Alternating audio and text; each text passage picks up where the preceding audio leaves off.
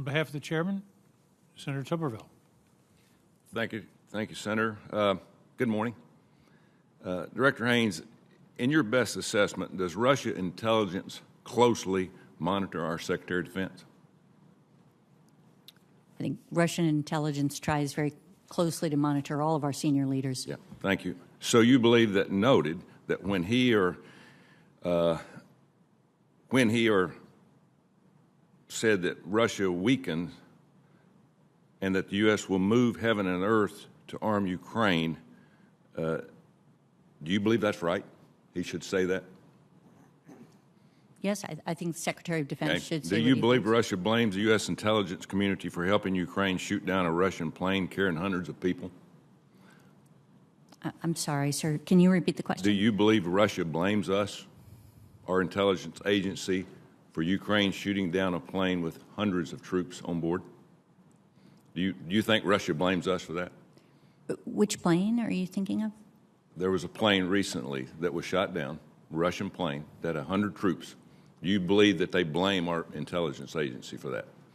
I don't know, sir. Okay. Do you believe that Russia blames our U.S. intelligence for sinking their flagship, Moskova?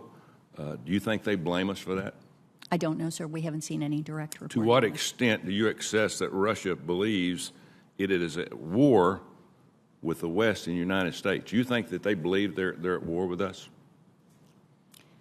Russia has historically believed that they are in a conflict, in effect, with NATO and the United States on a variety of issues, including in cyber and so on. So you believe that they're fighting us, that they're fighting us as well as they're fighting Ukraine, correct? In a sense, their Yeah. perception. Yeah. Yeah. Because we're arming them and we're talking. Okay. General Berrier, does the United States or Ukraine have air superiority over the war zone? Which one has air superiority? I would call it, Senator, I would call that an air standoff right now. I mean, the Russians can fly tactical aircraft over the line of troops in the local area, but they cannot expand into western parts of Ukraine without coming under an air threat. But Ukraine is more than we are, the United States, obviously, because we're not No, involved in their airspace. we're not involved. Would you say that Russia possesses strong air defenses? I think the Russians have very credible air defense systems. Does Ukraine have any countermeasures to thwart Russia, artillery, rockets, and long range? Does Ukraine have any air defenses? Ukraine has air defenses. They also have counter-battery radars that allow them to defend themselves from incoming artillery, or at least see it. Would you agree that anyone in Ukraine right now is under serious threat? Obviously they are, correct? I would agree they are, yes. Okay. In the past 2 weeks, we've seen several high-profile visitors take trips to active war zone, our Secretary of State, Secretary of Defense, Speaker of the House, First Lady, and this is for both of you.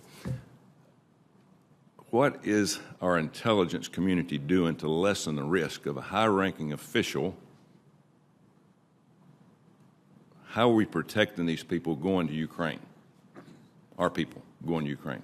I mean, Senator, I think that would be a discussion for the closed session. okay. So we could guarantee that the First Lady was safe when she went to Ukraine. We could guarantee that 100%, correct? Both of you. I'm just asking. I would not say that, no.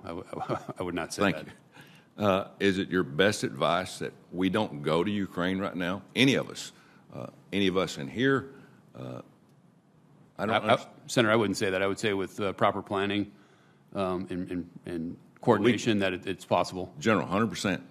100%. Can we guarantee going into a war zone that our Secretary of Defense and Secretary of State went on a train?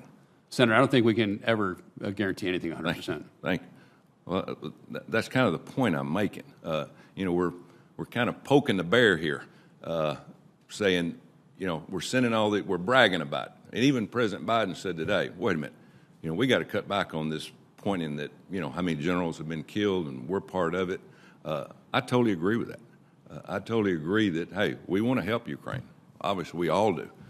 But we do not want to take that step forward to where we get a lot of our men and women involved in this. And it looks like to me that we're taking way too many chances of sending people over there for a photo op other than doing the right things, which we are doing but we just don't need to step over that path. And thank you for what you're doing. But I think all of us need to look at that point of, hey, there's a point of no return here if we cross that line. And if we were on the other side, the same way, and we had somebody helping, we had a plane shot down, a ship sank, and then bragging about killing generals, as Senator Cotton said, we're walking a tightrope here. And that's just the only point I want to bring up. Thank you very much.